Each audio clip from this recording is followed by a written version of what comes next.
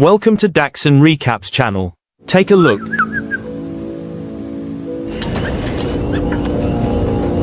Кто развесится? Ты кто такой?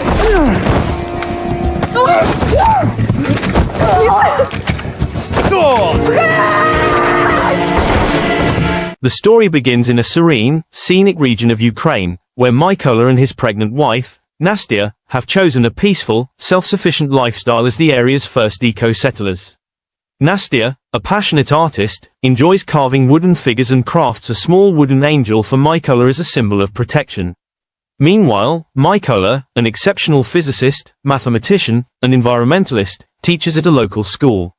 Each day, he cycles to work, passing by a peace sign outside their home, which bears the image of a white raven's paw, an ancient emblem representing sacrifice for humanity. Living off the grid, they remain largely unaware of global affairs, with Mykola only catching glimpses of news updates during short TV breaks at work. This is how he learns about growing political unrest in Ukraine's capital and the looming threat of a Russian invasion. At school, Mykola faces trouble from a student named Ivan, who sees him as an oddball that doesn't fit the class and doesn't think he belongs there. However, Mykola, being a pacifist, doesn't let the boy's taunts get under his skin. He believes in guiding young minds rather than engaging in pointless arguments. One morning, on his way to work, he notices soldiers standing by the roadside but doesn't think much of it. However, when he reaches school, he finds the building deserted. The TV confirms his worst fears: Russia has launched an invasion of Ukraine. Suddenly, everything clicks, and he remembers the soldiers he saw earlier. Fear grips him as he rushes back home, hoping his wife is safe, but when he gets there, he's met with a nightmare. The Russian troops have already invaded, and Nastia is being held captive. When Mykola tries to intervene, they capture him too. The soldiers suspect they might be spies, but after determining they're just civilians, they set fire to their home.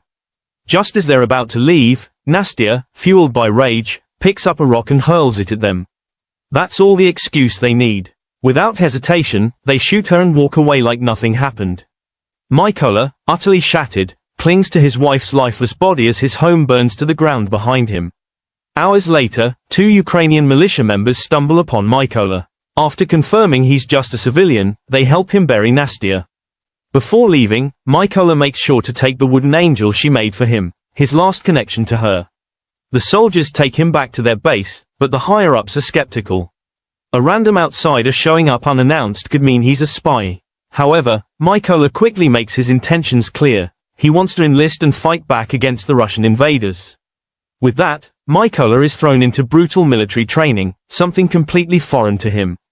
As a pacifist, he's never handled weapons, let alone engaged in physical combat. The training is intense, pushing his body to the limit and forcing him to master firearms. He struggles, especially with disassembling and reassembling guns, which earns him plenty of ridicule from his instructors. The teasing gets worse when he announces his chosen codename, Raven, but Mykola doesn't let the mockery break him. Instead, he doubles down, training late into the night, sharpening his skills, and always keeping Nastia's wooden angel close as a reminder of why he's doing this. A few weeks later, the army announces they need more snipers. Not many soldiers are eager to take up the role, but Mykola doesn't hesitate. He volunteers immediately. Of course, his decision is met with more laughter and skepticism. Determined to prove himself, he takes on a challenge. Blindfolded, he disassembles and reassembles an AK-47. In under 20 seconds. This feat earns him the respect of his peers, and from that moment, they start calling him Raven. When it comes to the theoretical side of sniper training, Mykola excels. Thanks to his background in physics and mathematics, he outperforms even the instructors in calculating trajectories and distances. However, shooting is where he struggles. While everyone else gets proper sniper rifles, he's handed an outdated, ineffective firearm. Every time he complains about it, he's told to suck it up and deal with it. Refusing to be held back, Mykola comes up with a way to prove his worth. During the final sniper test, held at night, the trainees are supposed to shoot as soon as a flare illuminates their targets. But Mykola does something unexpected. He doesn't fire right away. Instead, he uses the brief light to make quick calculations. When the flare dies out and darkness takes over, he finally takes a shot. The result, A perfect bullseye, dead center. No one else even comes close. This incredible feat earns him the highest ranking in the class, and he's assigned to an elite unit.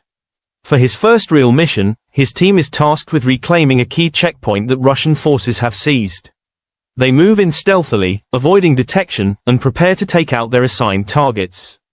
But just as they're about to fire, an unexpected complication arises. A civilian car approaches the checkpoint. The Russian soldiers stop the vehicle and force the passengers, a man and a woman, to hand over their passports. When the couple asks for their documents back, the soldiers refuse, and the man gets agitated, demanding their return. That's all it takes for the Russians to turn violent. Seeing this, Mykola and his team spring into action. With precise, coordinated shots, they eliminate every enemy soldier in a matter of seconds. One Russian even tries to use the civilian woman as a human shield, but the snipers are too quick. Mykola takes him out before he can harm her. Once the mission wraps up, the team proudly raises the Ukrainian flag, officially reclaiming the checkpoint. Back at the base, Mykola learns that some of the rookies have been sent on another mission. With some free time, he decides to visit his old school. The sight of the empty, dusty classrooms stirs deep emotions in him. The next day, when the rest of the team returns, Mykola is hit with devastating news. One of his close friends has been killed by an enemy sniper. This fuels his growing desire for revenge. In their next mission, Mykola's team hides explosives in the trees, camouflaging them with leaves before lying low in the grass, waiting for the enemy to show up. When Russian soldiers appear, just as predicted, Mykola freezes in shock. Among them is Ivan, the same student who once gave him trouble at school. But now, he is fighting for the Russian forces. The captain snaps Mykola out of his daze, ordering him to detonate the explosives.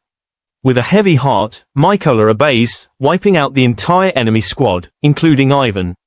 When the captain asks what happened, Mykola explains, and the captain simply says, Ivan made his choice. A few days later, Ukrainian forces successfully secure the trenches near the border, and Mykola's team prepares for the incoming Russian troops. Clutching the wooden angel for strength, he positions himself and waits for the perfect moment to strike. But when he sees a familiar face among the Russian forces, the soldier who murdered his wife, his emotions get the best of him. He repeatedly asks for permission to fire, but the captain denies him. Each time, saying it's not the right moment. Unable to hold back any longer, Mykola takes the shot, hitting his target. But in doing so, he exposes their location. Immediately, a hidden Russian sniper retaliates, killing the captain. Chaos erupts as bullets and explosions rain down around them. Mykola, determined to retrieve the captain's body, drags him back to base, dodging every shot and explosion along the way. Once at base, his superior assures him they will track down the sniper responsible, and when they do, Mykola will be the one to take him out. Thanks for watching, subscribe for more, and put down your comments below to let me know what you think about this recap story. Give this video a thumbs up and share for others too to enjoy. And see you on my next recap. Bye for now.